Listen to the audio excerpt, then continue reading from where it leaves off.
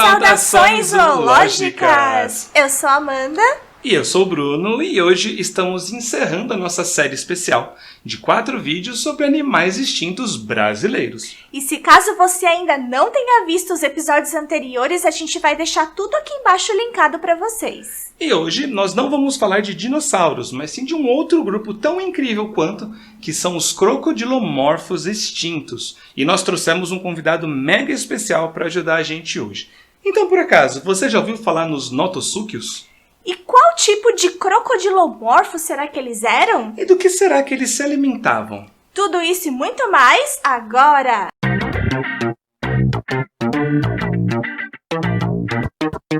Os notossúquios são um grupo completamente extinto de crocodilomorfos que se originou no meio do período Jurássico.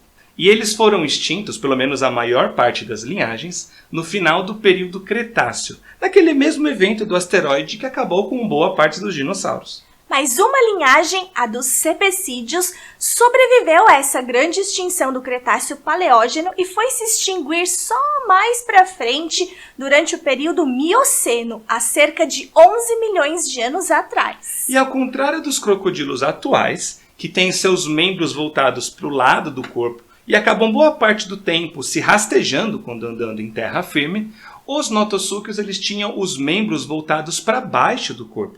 E eram animais que conseguiam se locomover muito bem em terra firme.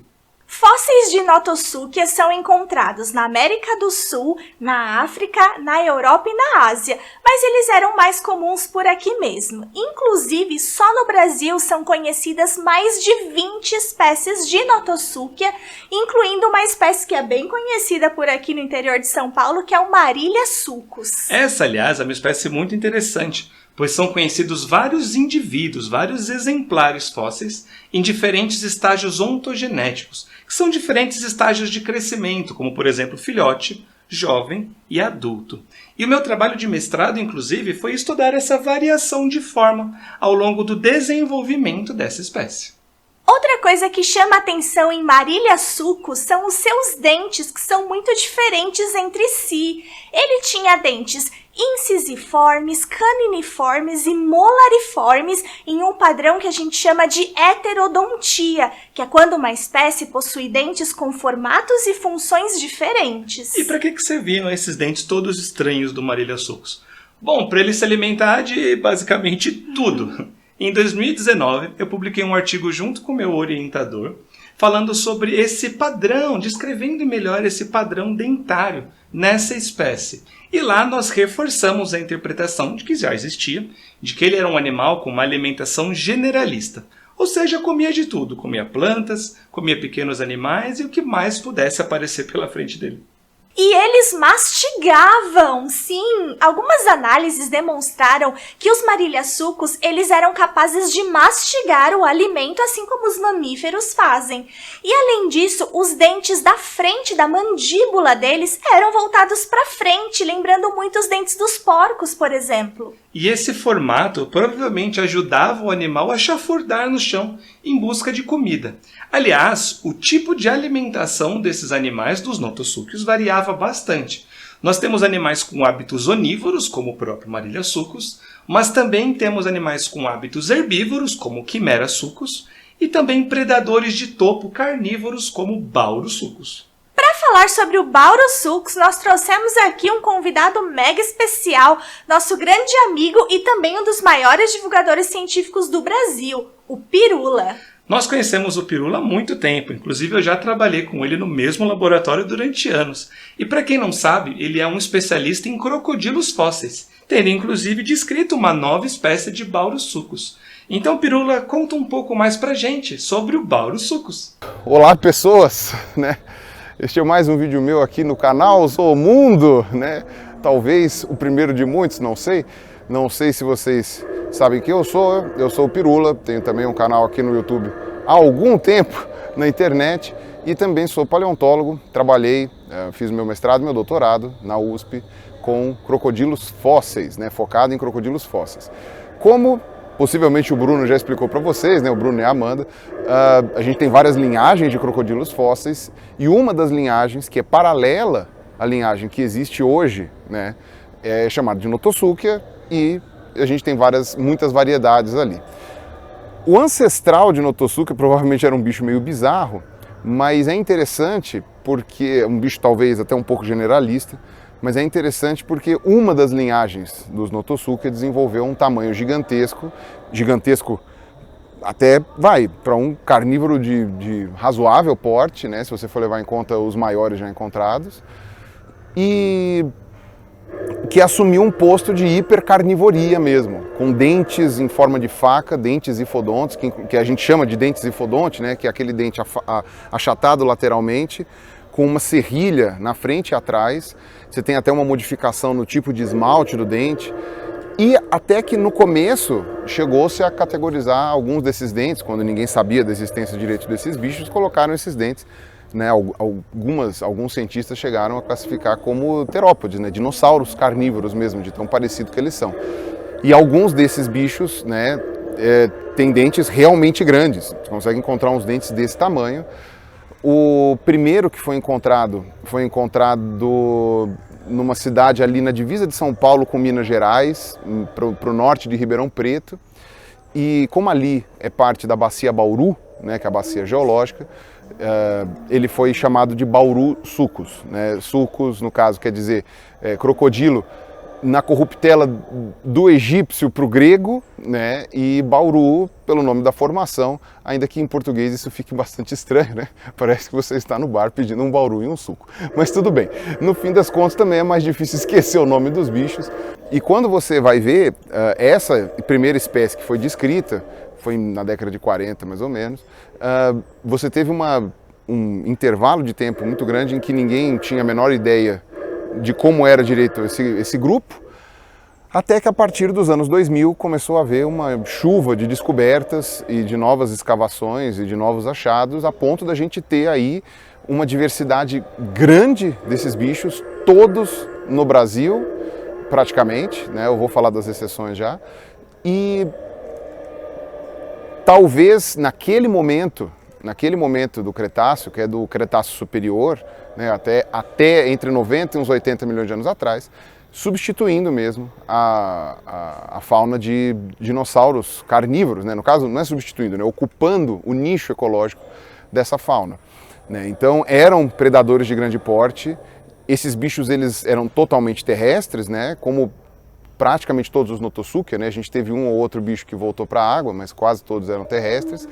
Então, os membros anteriores e posteriores posicionados bem ventrais, sabe, bem verticais abaixo do corpo, como um dinossauro, né? E possivelmente esses bichos tinham aí uma predação ativa e deviam ser bem assustadores. A gente tem evidência de um desses bichos, inclusive, com outro tipo de crocodilo pequeno na barriga, né?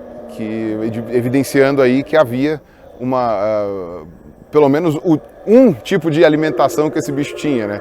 Pelo menos uma a gente tem uma noção aí, que é um bichinho pequeno do grupo dos esfagessauros, né? Que é daqueles que tem os dentes todos especializados para comer sabe-se lá o quê, né? Para comer planta, para comer molusco, X, né? Não sabemos. Eu ajudei a descrever, pelo menos por enquanto, uma espécie na verdade foi a espécie do meu mestrado, né? De Baurossucus, né? Hoje a gente tem, hoje a gente tem uns 5 gêneros de Baurossuquídeos, da família Baurossuquídeos aqui no Brasil.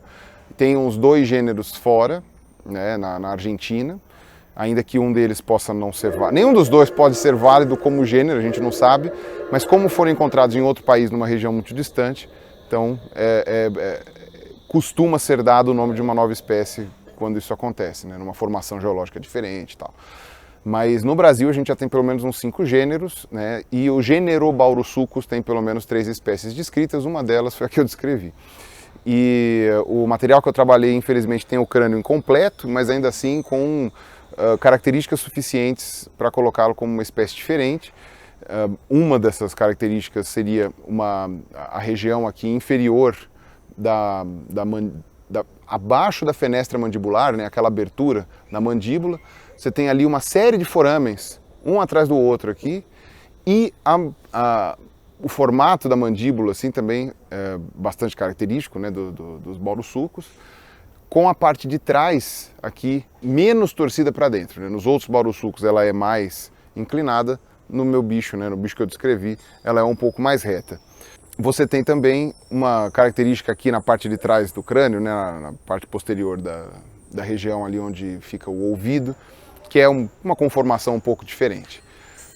Essas características, né, como o bicho é bastante fragmentário, acabam sendo, colocadas como possivelmente não válidas, né, teria que encontrar mais material.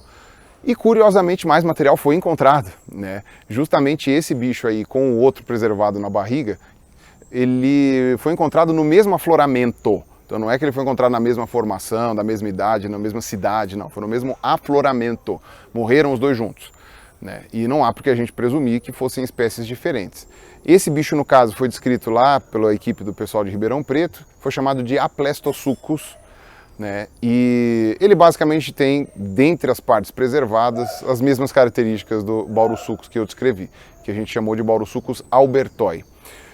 Conversando com a equipe, né, com os pesquisadores que trabalharam lá, a gente chegou à conclusão de que é o mesmo bicho, mas nas filogenias não foram encontradas essas mesmas posições. A gente sabe que a gente não pode forçar a barra nessas coisas, né, senão a gente estaria sendo desonesto.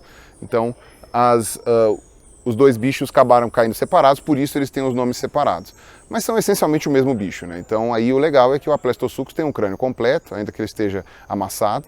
Então dá para você ter aí várias características mais completas aí, né, do que no holótipo, né? Ou seja, no bicho, no primeiro descrito do Baurussucus albertoi. E tem mais uma característica que diferencia, que é uma característica na bacia, que são os processos transversos, né, aquelas estruturas laterais que são para encaixar as costelas, né, no caso das vértebras da bacia, essas costelas encaixam no ilho, né, nos ossos da bacia, e no caso do albertoi elas são um pouquinho inclinadas para cima, então esse bicho teria a bacia um pouco mais estreita. Então, o Aplestossucus não tem essa parte preservada, né, infelizmente. Mas quando você observa então essas características, você vê aí que tem uma diversidade razoável, não o suficiente para criar um outro gênero, mas você tem outros gêneros que foram criados e curiosamente todos ali da mesma região da Bacia do Paraná ali. Então você tem um bicho lá de Uberaba, Não, você tem bicho de Campina Verde, né? Pelo menos dois bichos, né? O Psarra campus e o Campina sucus. Você tem o Baurussucus salgadoensis, né? Então se vocês acharam que Bauru e suco era pouco, você ainda ganhou um salgado, né, que foi encontrado na cidade de General Salgado, por isso o nome, né, o epíteto específico. E o Baurussucus salgadoensis também tem muitas características parecidas com o Baurussucus albertoi, inclusive porque o Baurussucus albertoi também foi encontrado na cidade de General Salgado. Aonde fica General Salgado, Pirula? Fica perto de São José do Rio Preto, né, bem lá para o interior de São Paulo, já quase chegando no Mato Grosso do Sul. Na verdade, a meia distância, né, do Mato Grosso do Sul e do Triângulo Mineiro. Então toda aquela região era tomada por esses crocodilos grandes, carnívoros, crocodilos no sentido, né, notossúquios, né, no sentido mais amplo da palavra, que ocupavam aí um nicho bem relevante. O maior de todos os baurussucos que a gente tem notícia, assim, a cabeça dele devia ter pelo menos aí, 1 metro, então um pouco mais de 1 metro de comprimento. Infelizmente esse bicho não foi publicado ainda, mas então eu não posso saber nem qual é a espécie efetivamente, mas provavelmente talvez um salgadoensis também. E só para ter uma ideia de quanto esses bichos chegavam, né? Levando em conta que a proporção cabeça-corpo nesse tipo de bicho era mais ou menos entre 1/5 e 1/6, então esse bicho aí uns 5,5 metros de comprimento, era um bicho bem grandão. Eles tinham poucos dentes na boca, enfim, e os dentes eram muito grandes. Então eles provavelmente deviam ter algum sistema de morder, e o interessante é que os dentes faziam como se fosse o que a gente chama de interlock, né? Eles de baixo na frente, depois o de cima na frente, depois o de baixo na frente, né? Então os dentes do maxilar são 3 mais ou menos para fora, aí você tem um dente do dentário para frente e depois os dentes pré-maxilares para fora. Então ele tinha como se fosse um S. Se você olhasse a boca dele em vista dorsal ou vista de baixo, né, você veria um S ali de dentes, né, a arcada dentária, que é para prender e não soltar, né? É um negócio meio pitbull, assim, é aquela coisa dos dentes bem na ponta do focinho e, tipo, prender, torcer, provavelmente quebrar, né, e fica, né? Não abre mais. A gente tem uma noção aqui na lateral de trás da mandíbula de uma área de inserção muscular, né, que é justamente da musculatura que fecha a boca. Tarugo, a inserção muscular, se você fizer o atualismo, né, com os crocodilos atuais, a musculatura da mandíbula do bicho devia ser esse tarugo, assim, o bicho devia até parecer que estava com cachumba na vida, em vida, de tanta musculatura que ele devia ter aqui atrás. Então era aquela coisa, fechou e não abriu, fechou e não abriu. Então coisas bizarras do Cretáceo do Sudeste aqui do Brasil, né, coisas bizarras do Cretáceo da América do Sul, que são bem interessantes, né? Então mais de um grupo fizeram isso, mas no caso do grupo dos notossúquios, pelo menos um grupo deles, a gente sabe que se desenvolveu aí para essa hipercarnivoria de um jeito bem peculiar. E é muito interessante pensar que os animais mais próximos deles são bichinhos pequenos com hábitos alimentares completamente variados, né? Então, uma evolução muito louca aí de preenchimento de nichos vagos, ecológicos e tal. Acho que é, enfim, uma coisa bem extraordinária, é um grupo muito legal de estudar. Bom, espero ter ajudado a entender aí, espero não ter me estendido tanto na fala. O Bruno pediu 5 minutos, devo ter falado uns 10 ou 12, mas enfim, agradeço muito aí o convite, fico bastante feliz aí de participar, espero ter acrescentado alguma coisa legal para vocês. Um abraço, até mais, falou! Valeu, Pirula! Muito obrigada pela sua participação aqui no Zoomundo. E, gente, se vocês ficaram isolados numa montanha aí por muito tempo e nunca ouviram falar no Pirula, a gente vai deixar aqui o link para o canal dele. Bom, muito obrigado, meu amigo, de verdade. E esse, então, encerra o nosso especial sobre os animais extintos brasileiros. E se você ainda não viu os outros episódios, clica aqui para assistir. Muito obrigada por vocês terem acompanhado esse nosso especial e deixem aqui um comentário dizendo qual tema que vocês querem que a gente aborde nos especiais. Nos vemos no próximo, então. Tchau!